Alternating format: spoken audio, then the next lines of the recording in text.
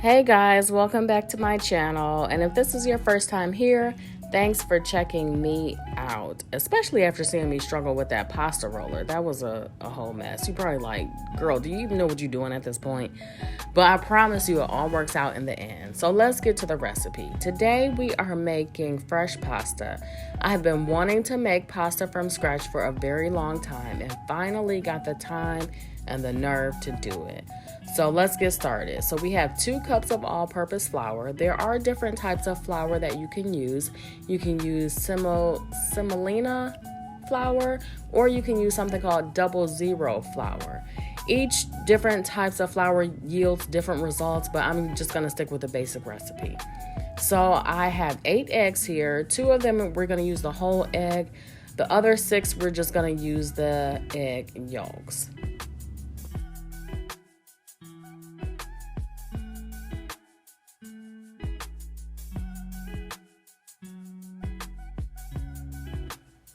So what I'm gonna do is give the eggs a quick mix, and I'm gonna throw in a splash of olive oil just to keep it moist. And then we're gonna toss the eggs in the middle of the flour.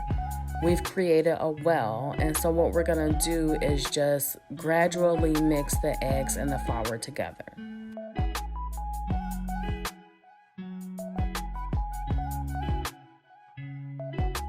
I'm gonna keep mixing the eggs and the flour together slowly and gradually until it becomes thicker. So now it's starting to get thick, and now we are starting to get a workout, because once it gets thick, it's kind of hard to move around. So you want to, get it a little thick. And then once it gets to about this point where you can barely even stir it anymore, then you want to go ahead and use your hands. And we're just going to continue to keep mixing the egg and the flour together until we form a dough.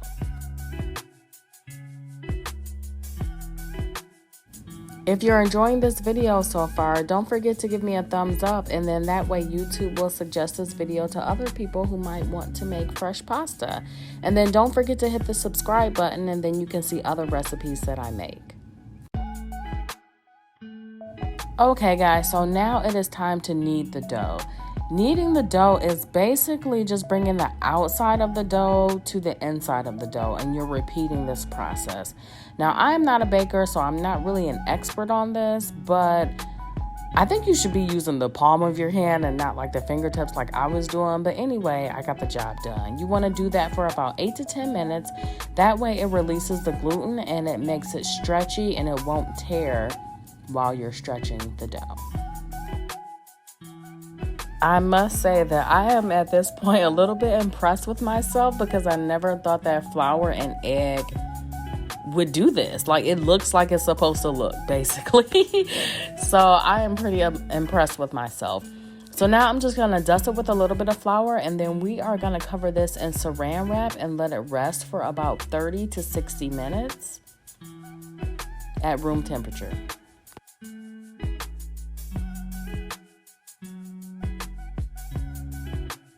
Okay, so I let my dough rest for about 35 minutes. Like I said, you can go up to 60 minutes, but for me, it was getting kind of late in the evening. This had already been kind of a long process. My family is like, what's going on with the dinner? So I had to keep it moving.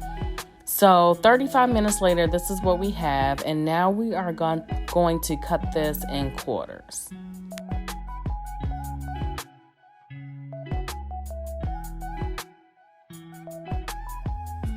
I'm gonna work with 1/4 at a time, and whatever I'm not using, I'm gonna re-wrap in the saran cling wrap, whatever you call it, so that it doesn't dry out while I'm working with the other dough.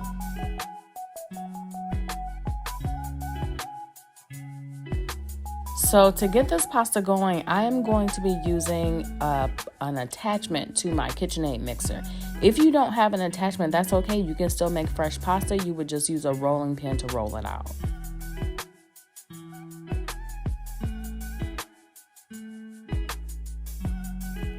So yeah, that's how that was going. I think I was actually missing a piece that would hold it together like it was supposed to be held together, but I didn't. And I didn't have time to worry about it. So I just kind of made do with what I had, and it turned out fine. but with trial and error, we learn. So what I'm doing is I am dusting it with flour. You want to make sure that it's well floured so that it doesn't stick while it's going through the roller.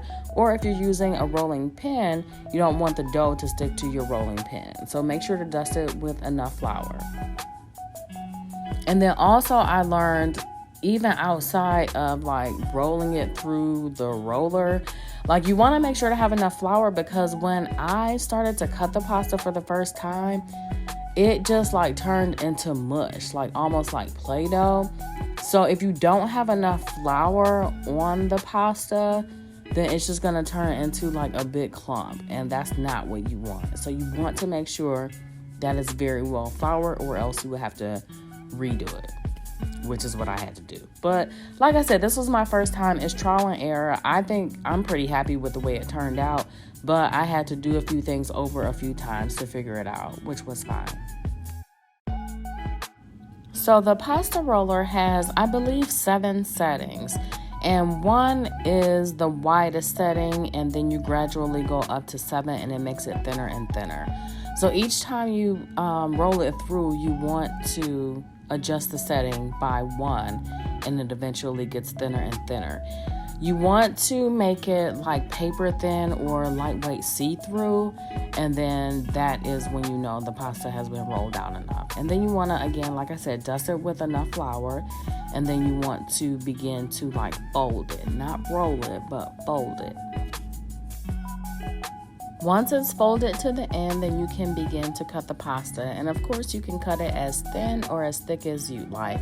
I believe there is another attachment that goes with the KitchenAid that you can set it to spaghetti or fettuccine or whatnot, but you can just also cut it if you don't have that attachment. So at this point, I was very pleased because I had done this before, and like I said, it had turned into like a mush ball. So there we go, finally. So I'm going to set my pasta aside while I make my sauce.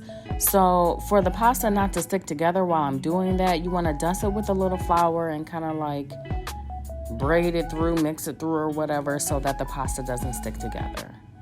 All right, so let's get to the sauce. So I have about 3 tablespoons of butter. I'm going to let that melt, and I'm going to throw in some diced onions, and then I'm going to throw in about 2 tablespoons of minced garlic. And you can add as much onion or garlic, as you like. I like my stuff pretty garlicky when it comes to like pasta and stuff like that. So you can use less or more depending on your taste.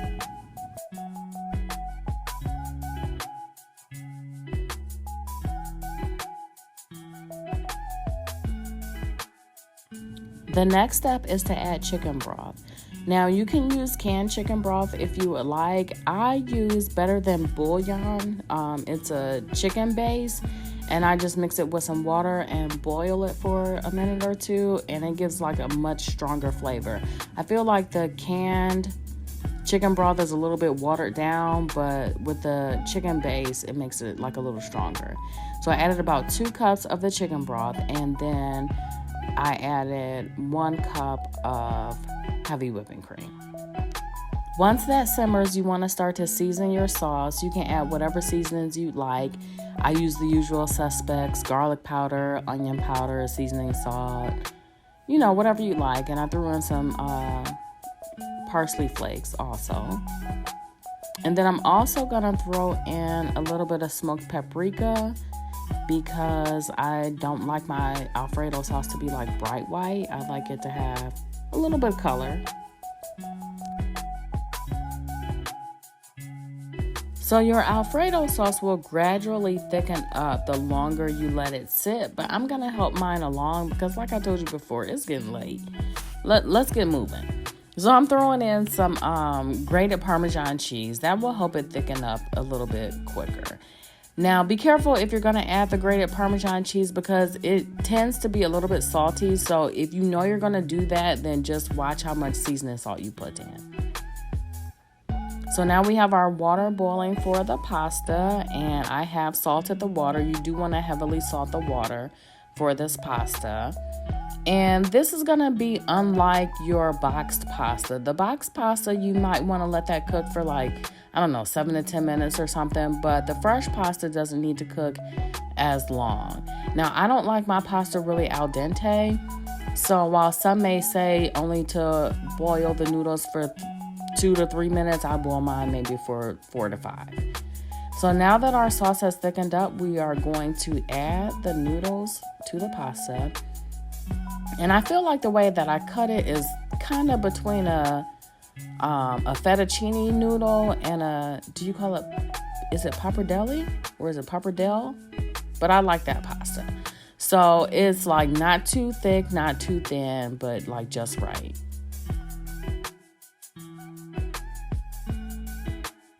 And here is where I would like you to see the consistency of the sauce. Now, it will get thicker the longer you let it sit, like I said before.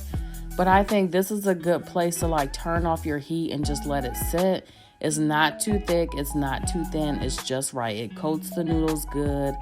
It's not like gummy and sticky, and it's not watery either. So again, it will thicken up as you let it sit.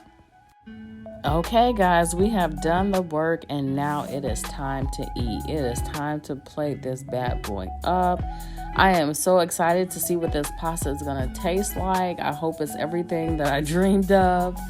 So we're going to go ahead and plate it up. I have a piece of chicken breast that I baked in the oven. I might do a recipe on that next because it came out really flavorful and juicy and tender.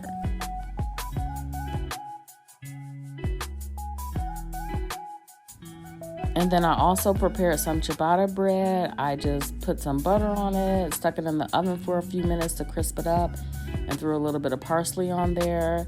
Now I am going to throw on some shredded Parmesan cheese on top of the pasta and also some parsley flakes. Now, if you can get or have fresh parsley, that would look even better. I just didn't have any and I didn't think of it.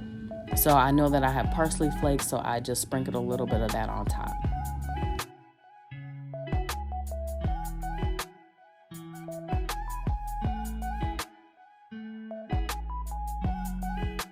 So guys, this recipe came out awesome. Were there a few bumps in the road? Yes. Would I do it again? Also yes. It was so worth it. Pasta can be an intimidating dish to make from scratch, but trust me, if I can do it, you can do it. I surprised myself. So I can't wait to make like some ravioli next time. I think that would be really awesome. So I hope that you will try this recipe. Let me know if you do. Let me know what you think of the recipe. And please don't forget to give this video a thumbs up. And don't forget to subscribe if you'd like to see more videos from me. Thanks for watching.